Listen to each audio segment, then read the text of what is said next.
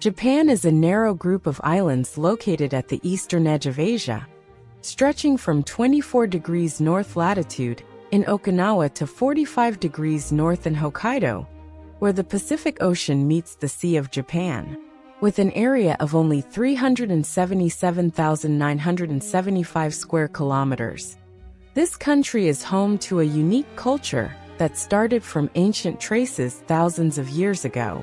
More than 14,000 years ago, as the last ice age was ending, humans laid the first stones for a bright civilization journey. Today, we will travel through the dust of time to explore three ancient periods: Jaman, the era of hunters and rope-made pottery; Yayoi, the turning point of rice farming and metal; and Kofun, the age of giant burial mounds and centralized power. These are not just historical milestones, but stories of adaptation, creativity, and connection, shaping ancient Japan, the foundation for an enduring nation. Let's embark on this journey, where the past reveals its deep secrets. The Jaman period, which began around 14,000 BC and lasted until 300 BC, is the first chapter in the history of Japanese culture. It stretched across the islands over 3,000 kilometers, from Hokkaido in the north, where snow and ice cover the land all year round, to Kyushu in the south, where the climate is milder. This is one of the oldest Stone Age cultures in the world, leaving its mark with over 70,000 archaeological sites discovered across the country, according to the Japan Cultural Agency. One of the most notable sites is Tsunaimuriyama, located in Aomori Prefecture, in the northern part of Honshu Island, dating from 3,900 to 2,200 BC. This settlement was once home to hundreds of people, with remains of over 700 pit houses and thousands of artifacts, evidence of a prosperous community in the post-Ice Age era. The Jaman people lived by hunting, gathering, and fishing, adapting to the cold climate, where the average temperature ranged from 5 to 10 degrees Celsius, 6 to 8 degrees Celsius lower than today, according to sediment analysis from Lake Biwa in Shiga Prefecture. They hunted deer and wild boar, harvested salmon from rivers, and gathered chestnuts and acorns from the ancient forests, creating a diverse diet that helped them maintain health in harsh conditions. The most notable cultural mark of the Jaman people is their pottery art. Clay pots decorated with unique rope pattern designs, created by pressing rope into wet clay before firing it at temperatures between 600 and 1,000 degrees Celsius.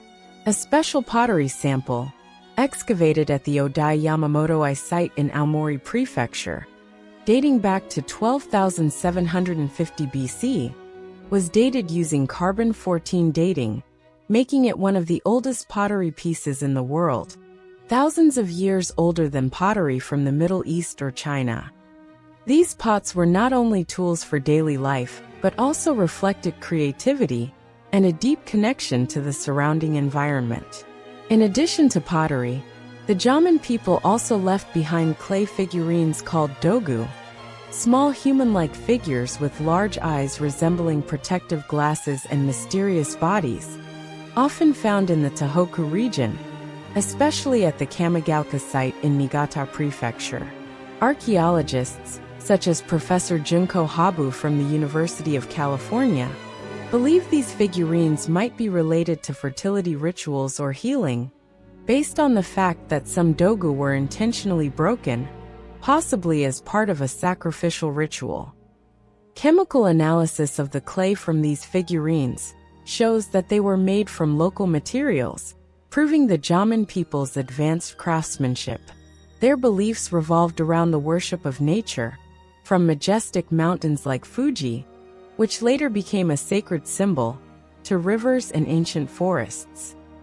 This was the early foundation of Shinto, Japan's native religion, which believes that everything has a spirit or kami. Burial sites, such as the Yashigo Cave in Okayama Prefecture, reveal how they treated the dead. Bodies were buried in a curled-up position, along with jewelry made from seashells or polished obsidian, suggesting a belief in life after death. They lived in pit houses, partially dug into the ground, with a diameter of 3 to 7 meters. The roofs were made of dry grass or tree bark, and a central fireplace kept them warm.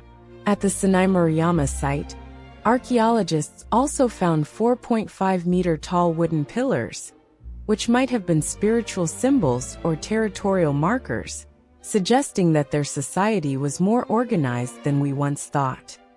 Analysis of human bones from the Todaiji site in Nara Prefecture shows that Jaman men had an average height of about 1.57 meters, while women were around 1.48 meters. They were strong due to a protein-rich diet and showed no signs of serious malnutrition. Jaman society seemed to be quite equal, with no clear class divisions, a rare feature compared to other ancient cultures. From rope pattern pottery to mysterious doga figurines, they left behind a rich cultural heritage, paving the way for the next stages of ancient Japan. The Jaman period is not just a story of survival, but proof of creativity and a deep connection between humans and nature. Around 300 BC, a wave of deep change swept across the Japanese islands, marking the beginning of the Yayoi period, which lasted until 300 AD. Unlike the Jaman people, who lived scattered in forests and mountains, the Yayoi culture settled in the fertile plains of western Japan, especially in Fukuoka, Saga, and Okayama prefectures. The rich soil and mild climate created ideal conditions for an agricultural revolution. The arrival of wet rice farming, brought from mainland Asia through the Korean peninsula, only 190 kilometers away across the Tsushima Strait, completely changed society. DNA analysis of ancient rice grains from the Itazuke site in Fukuoka Prefecture, conducted by researchers from Kyushu University, shows a strong genetic link to ancient East Asian rice, especially from the Yangtze River Plains in China. This confirms cultural exchange that took place thousands of years ago. Thanks to wet rice farming, food production increased dramatically, estimated to be 10 times higher than hunting and gathering, according to archaeologist Mark Hudson. As a result, Japan's population grew rapidly, from just tens of thousands during the Jaman period to over 1 million in only 600 years, an unusually fast growth rate for prehistoric societies. This development was not limited to agriculture. The Yayoi people mastered metalworking, a major advancement compared to the stone and clay tools of the previous period. They cast large bronze bells called dotaku, some weighing up to 30 kilograms, like the ones found at the Kojindani site in Kagawa Prefecture, dating to around 100 BC. These bells, ranging from 40 centimeters to over 1 meter tall, were decorated with images of birds, snakes, and daily life scenes. According to analysis by the National Museum of Tokyo, they were likely used in rituals to pray for good harvests. At the same time, they forged iron to make agricultural tools, such as plows and sickles found at the Yashinagari site in Saga Prefecture, which helped improve farming efficiency in flooded fields. Metallurgical analysis suggests the iron may have come from Korea, through early trade routes across the Sea of Japan. The combination of wet rice farming and metalworking turned the Yayoi people into advanced farmers, laying the foundation for a stable, settled society. However, wealth and population growth also brought unwanted consequences. As the population grew, resources became scarce, and communities began to compete fiercely. The Yashinagari site, one of the largest Yayoi settlements with more than 2,500 recreated houses, shows evidence of conflict, including 2-meter-high fences and deep pit traps, clear signs of warfare between tribes. The excavated skeletons at the site, as studied by Saga University, reveal wounds from arrows and iron spears, evidence of bloody conflicts over land and control. Social stratification also began to emerge. The graves of leaders were buried with valuable grave goods, such as jade and bronze mirrors, which were distinctly different from the graves of common people. Bronze mirrors, in particular, are evidence of international trade.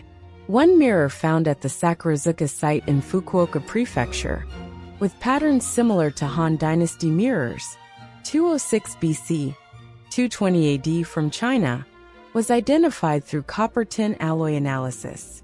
This shows that the Yayoi people were connected to the mainland through the Tsushima Strait, just a few hours by boat from the Korean peninsula. The Yayoi belief system also evolved with the changes in their way of life. They held rituals to pray for good harvests, as suggested by burial jars containing rice grains and dotaka bells. Archaeologists, such as Professor Takashi Yamazaki, believe that the reliance on agriculture changed the Yayoi people's view of nature, from worshipping it to controlling it. Society gradually formed early ruling classes, with leaders controlling labor and resource distribution, marking a shift from equality to hierarchy. The Yayoi period is not just a story about wet rice farming and metal, but a quiet revolution that transformed Japan from nomadic communities into prosperous villages, paving the way for the rise of power in the future. From 300 AD to 710 AD, Japan entered the Kofun period, a time marked by enormous burial mounds, symbols of power and immortality, spread across the Kinki Plain, the cultural and political center of ancient Japan, especially in Osaka and Nara prefectures. This period saw the rise of a hierarchical society, where powerful leaders built great structures to assert their status, the most notable being the Daisen Kofun in Sakai, Osaka Prefecture. Built around the 5th century, this keyhole-shaped burial mound is 486 meters long, 305 meters wide, with a total of 2.7 million tons of earth moved, an achievement that required tens of thousands of workers over many decades, according to archaeologists from Osaka University. This is not only the largest burial mound in Japan, but also one of the largest earthworks in the world at the time, surpassing even the Great Pyramid of Giza in terms of the amount of earth and stone. Around burial mounds like Daisen, tens of thousands of Hanawa clay statues have been discovered, more than 20,000 just in the Kinki region, according to the Japan Cultural Agency, ranging in height from 30 centimeters to 1.5 meters. These statues depict warriors in armor, war horses, birds, and even models of houses, fired at 800 degrees Celsius from local clay. Researchers, such as Professor Koji Mizuguchi from Kyushu University, believe that Hanawa were not just decorative items, but also had spiritual meaning, protecting the souls of the dead on their journey to the afterlife. The Kofun period also serves as proof of Japan's growing trade connections with East Asia. Chemical analysis of artifacts from tombs, like at the Fujinoki site in Nara, shows the presence of jade from the Korean peninsula, specifically from the Gyeongsang region of present-day South Korea, and bronze objects with a copper-tin alloy similar to products from the Han Dynasty, China, identified through mass spectrometry.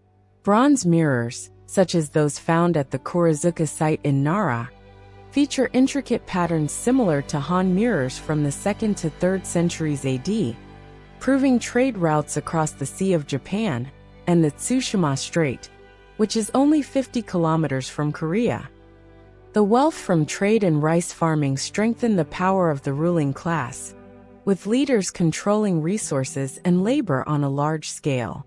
The tombs not only contained valuable burial goods, but were also surrounded by moats up to 10 meters wide, as seen at Daisen Kofun, showing a clear social division compared to the Yayoi period. A historical turning point occurred in 552 AD, when King Song of the Beech Kingdom, Korea, sent a delegation to Japan, bringing with them Buddhist scriptures, gold-plated statues, and Chinese characters. According to the Nihon Shoki, Japan's first official chronicle, completed in 720. This event, which took place in the Osaka region, Nara, marked the first arrival of Buddhism to the islands, opening a new era of deep cultural exchange. The earliest wooden temples, such as Horyaji, built in 607 under the patronage of Prince Shotoku, still stand today, showing the influence of Buddhist architecture and art from Korea and China. However, Buddhism did not replace but blended with Shinto, the indigenous belief in kami, spirits of the land and ancestors, creating a unique parallel belief system.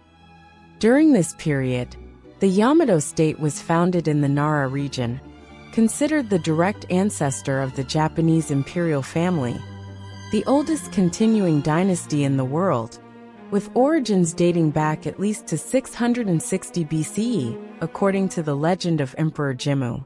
The Kofun period is not only the story of massive burial mounds or regional trade, but also the transformation of Japan from a tribal society to an early centralized state. From the Hanawa statues standing guard by the tombs to the first sound of temple bells ringing, this was the period that laid the foundation for Japan's culture and politics for thousands of years to come. An era of power, belief, and connections across the ocean. Japan's ancient journey, spanning over 14,000 years, began with the Jomon hunters in the frozen land of Hokkaido, where rope-patterned pottery marked creativity during the melting ice age. This was followed by the Yayoi farmers in fertile Kyushu, transforming rice paddies into the foundation of a dense and stratified society, with the sound of dotaka bells echoing across the plains. In the Kofun period, the leaders in Nara built massive tombs like daisen, symbols of power and cultural exchange, paving the way for the Yamato state and a powerful Japan in the future. From broken pottery shards, ancient rice grains, to standing Hanawa statues, these three periods not only shaped ancient culture, but also left a legacy that lives on in every artifact and tradition of this East Asian nation. Would you like to explore more about Jomon, Yayoi, or Kofun? Leave your thoughts in the comments below, and don't forget to subscribe to the LeosEnglish YouTube channel, so you won't miss the next fascinating history stories.